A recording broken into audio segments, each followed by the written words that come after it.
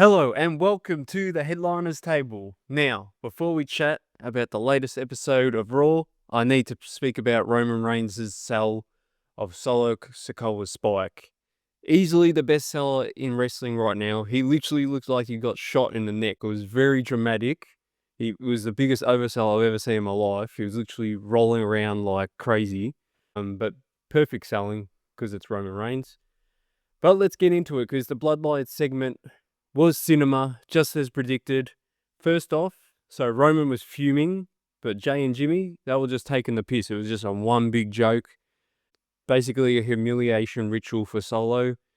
Just taking the piss out of him, singing and laughing. And then Roman was just sitting there pulling receipts back from the Netflix premiere, which was a couple years ago. But the craziest part of that segment was Jacob Fatu. You could tell he was kind of pissed off that he wasn't presented with I think it was the black Ulafalas, I don't know what they're called, someone can correct me, to Jimmy and Jey. And then when he tried to get involved with LA, Roman Reigns told him to step back, and he said, well, bet. And out of pure spite, he refused to get involved after that, when most would have, because his family was getting wrecked, but he just stood in the corner, hands crossed, watched as it happened. But I think there may be repercussions next week, or he'll be forced to apologise of some sort. And now Solo, he got all of us. He snapped, like Roman ordered him to attack LA Knight, basically like a mob boss, and expected him just to fall in line and return to the family. But instead he turned, spikes Roman, as I said before, and actually helped LA Knight. And Roman, he's looking more and more of the shades of the old school heel from back in 2020. You could hear some boos in the background. It was a little bit uncomfortable because most have known him as a face now for a little bit, but there were shades of the old heel from when back in 2020, the true tribal chief. And there's some great character development because that you can see the power is starting to get to his head a bit. I like that character development. But now I want to get on to LA Knight because I just don't get the hype. And I don't understand how some of you fans are so obsessed with him.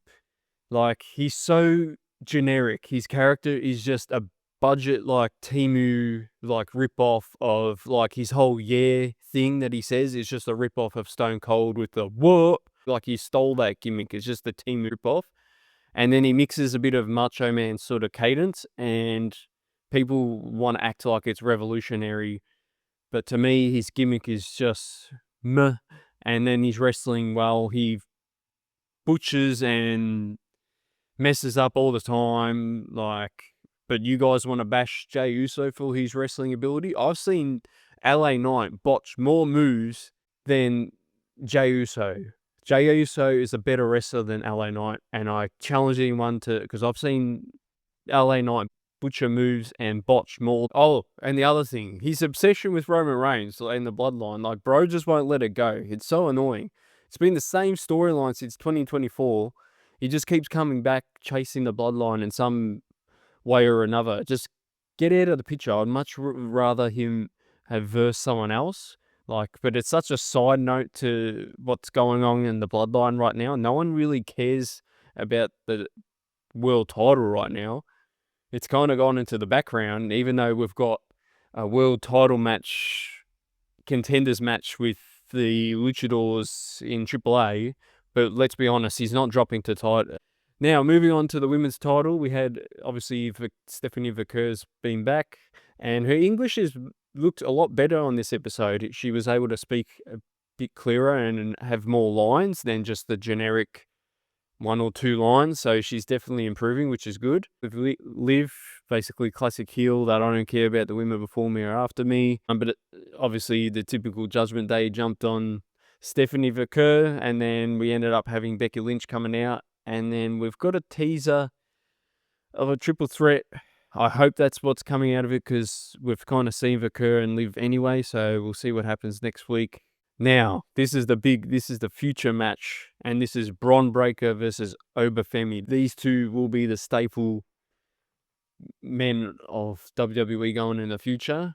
So Paul Heyman came out as Bron Breakker was chatting about who the future of WWE, setting up a match between the two on September 6th in Atlanta, and can't wait for this match. This will be top tier match.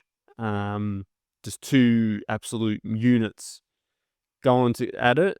But I feel like Bron needs the boost more than anyone. I think they had him fall off a bit after when Seth got the injury. After he speared Seth and turned on him, they didn't use that momentum well, and he's kind of fallen off a bit, even though he's got the tag titles. Like, the vision has kind of fallen off due to injury mainly, but they haven't used Bron enough. I'm hoping that there was some low-key sort of like teasing of Paul backstabbing Bron, so maybe this is their way of switching it up and making Bron a face, which would be great. I think Bron might be better as a face, but I can't see Oba them being a heel to align with Paul Heyman because he's so popular right now. It'll be interesting to see, because there was a little bit of like, Paul Heyman shook hands with Oba Femi. I don't know. Could just be business, but we'll see, because as we know, Paul Heyman is the ultimate snake.